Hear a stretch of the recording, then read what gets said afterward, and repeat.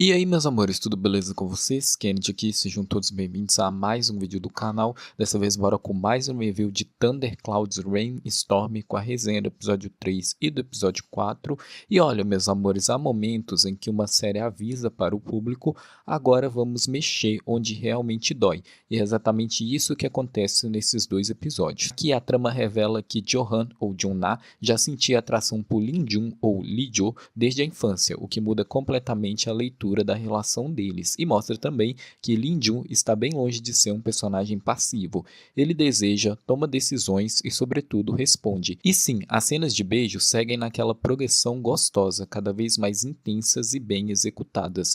Johan está aprendendo na marra que o amor não é apenas toque, desejo ou ciúme, é também responsabilidade, cuidado, reconhecimento e aceitação das fragilidades do outro. E Lim-jun, mesmo ferido, ainda acredita no que sente. Bora lá comentar tudo, vamos lá.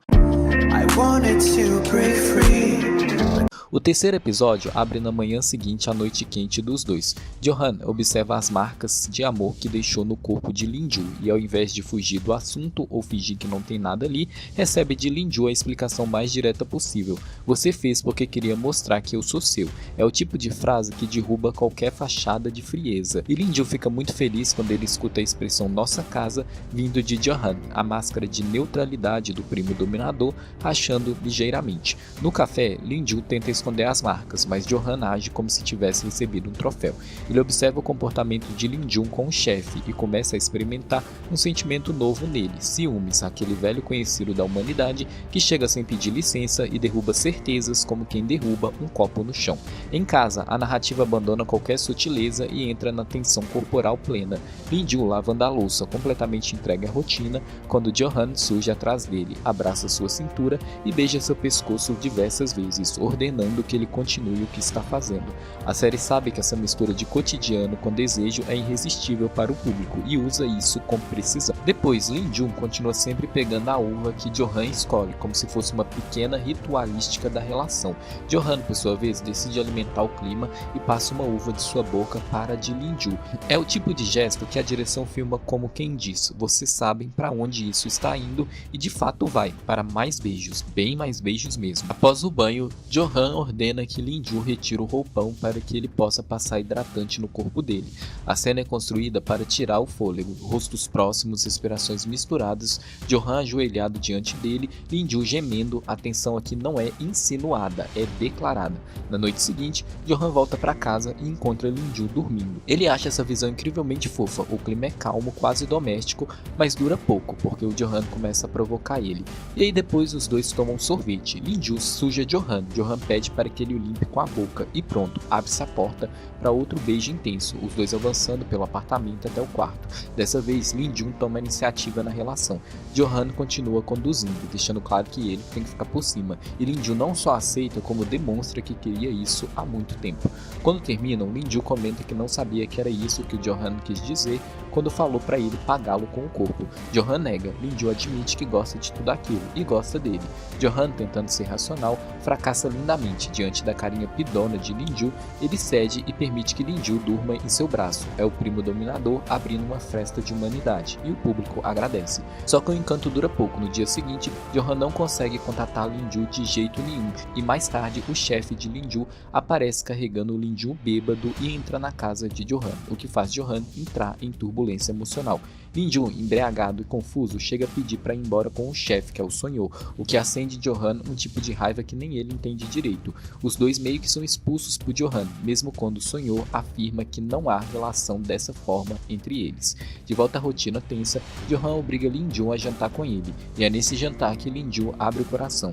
Admite que quer oficializar a relação, quer ser o namorado de Johan, que gosta dele. A resposta de Johan cai como um balde de água gelada. Vamos continuar como está, não teve significado especial, não seja tão grudento. Ele o obriga a comer, enquanto Lim-jun tenta não chorar. É o primeiro grande choque emocional entre os dois, e a série sabe filmar esse desconforto com precisão. Na manhã seguinte, Johan acorda com uma mensagem de Lim-jun dizendo que irá se mudar e agradecendo por tudo.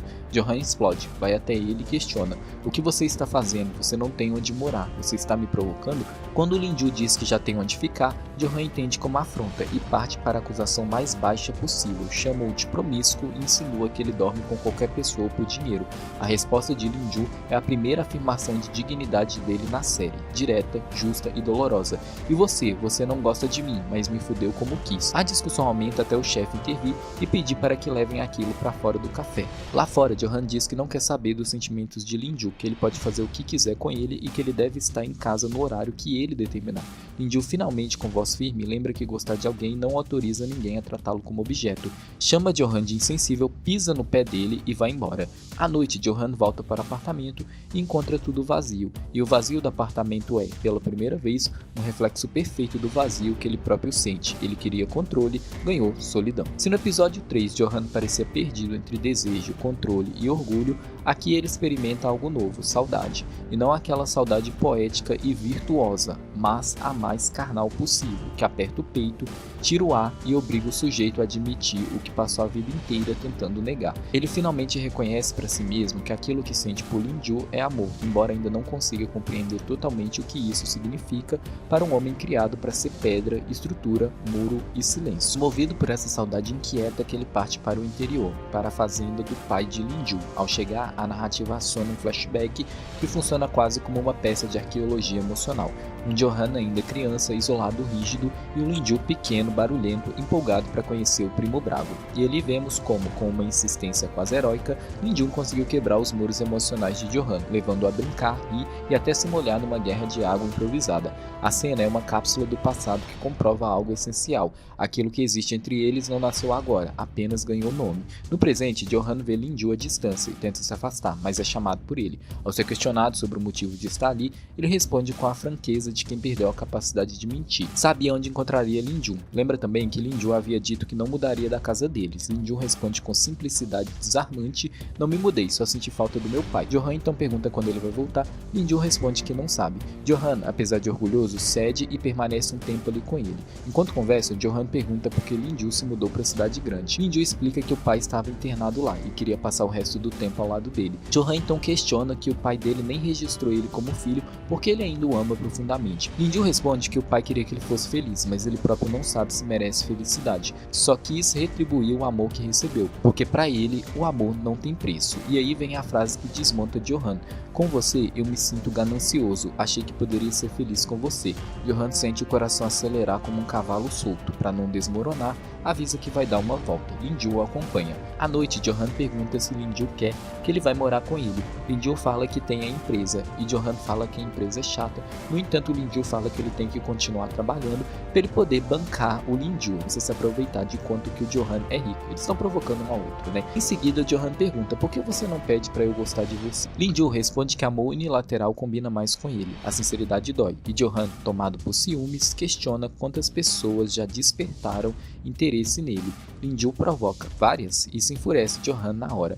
Quando Johan pede para ele implorar que ele goste dele, como queria da outra vez, Linju grita e sai correndo, espalhando o drama pelo campo como uma novela rural em horário nobre, né? Gritando aqui que quer que o Johan goste dele, né? Quando Johan o encontra, abraça ele e diz algo que ele mesmo nunca imaginou ser capaz de dizer: que Linju pode ser ganancioso com ele, que ele merece ser feliz. Mais tarde, mesmo após dizer que Linju podia voltar quando quisesse, Johan logo perde a paciência. A saudade vira agonia e ele manda mensagens dizendo que está sozinho, carente, e então ordena, porque Johan não sabe pedir, que Linju volte naquela semana. Acabou isso, o moço cede e os dois combinam de se encontrar no restaurante, mas Linju não aparece, não responde mensagens, não dá sinal de vida. Johan entra em um estado de nervoso que dá pra ver nos olhos, nos ombros, na maneira como respira. Até que o Sr. Min aparece. Ele chega dizendo para Johan não desperdiçar dinheiro com gente tola, chamando Linju de vergonha da família.